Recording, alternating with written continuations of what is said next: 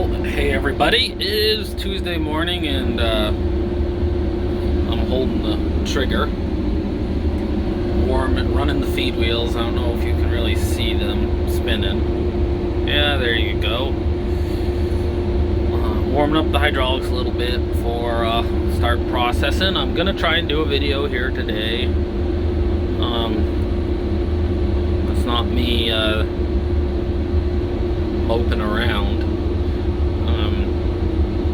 It's that time of year, tongue-tied. It's that time of year here in Maine where, you know, we've lost all our sunlight and we still got about a month to go before we start going the other way again. So, and there's not really much to do this time of year other than work and a little before the holidays. So, in a minute here, I'm going to show you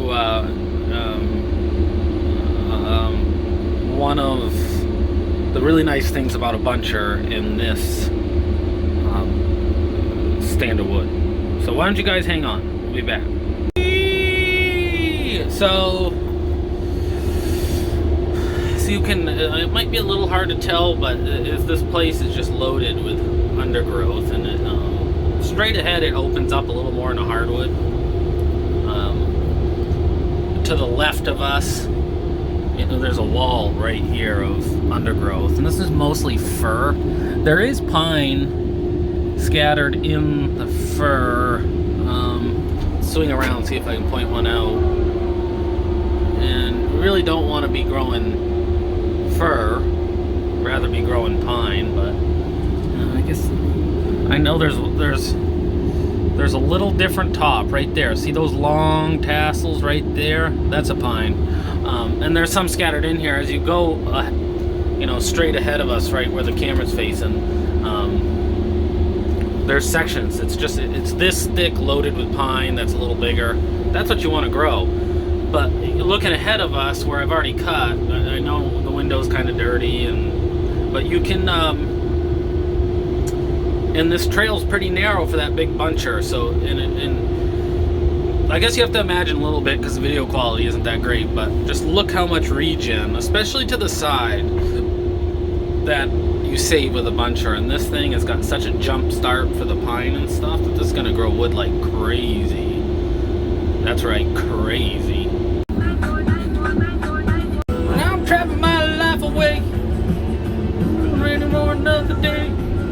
I think I won't start a singing career. How many sorts do we have here? Pine logs. Let's see if I can get a better view. This pile right here is firewood. That's hardwood pulp. And we'll go up here. Now, I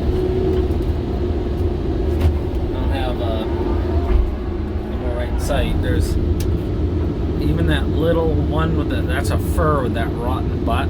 I'll clean that back and we'll get a 16 or 12 footer. They take it down to 4 inches. I don't know if they actually call it studwood or not. And then we'll have another sort somewhere around here, pallet logs, which is probably get a pallet log out of like that hardwood right there. It's probably 10 or 12 inches at the butt. They take those down to like 8 or 10 inches. And then that one right there, we might cut a mat log out of to make swamp mats. So how many different sorts is that? You like my cool headset? So you have pine logs, fir logs, we have spruce logs, firewood, hardwood pulp. In case I'm even confusing myself. 5, 6, 7, something like that. We have a fair amount of sorts here. It actually works real well with the markets right now. Kind of keep things moving. Keep them moving, keep them trucking. Now this is the small fir logs. Now I gotta get the goddamn preset right. Try that again. Of course the sun is right in the windshield here, but here is a 12-foot fir log. See that little dinky thing? Well, it looks like a, look how small that top is after that log. You don't make much pulp. I wish I could show it a little better. As the sun, I'll get a couple 12 footers out of those 2 pieces of fir too, so it shows how small. I'm gonna take it down to 4 inches. Look at those big pine logs. All right, well, I am walking. I don't need this on. I'm walking the processor. I finished processing last trail I was on. I have one more trail laid down right over there. And the buncher's over here, so I've got enough for Wes. I've got enough for Wes to stay busy. I've got 2 full trails, and this will probably be enough for him tomorrow at least. And so I'm gonna try and fool around operationally with how I'm running equipment time-wise. Normally I would just process wood until I run out and then hop in the buncher. And I usually, I don't know. So I'm gonna fool around with it more and see like if I can maintain a better lead if I hop in the buncher as soon as I know I have plenty to keep Wes busy.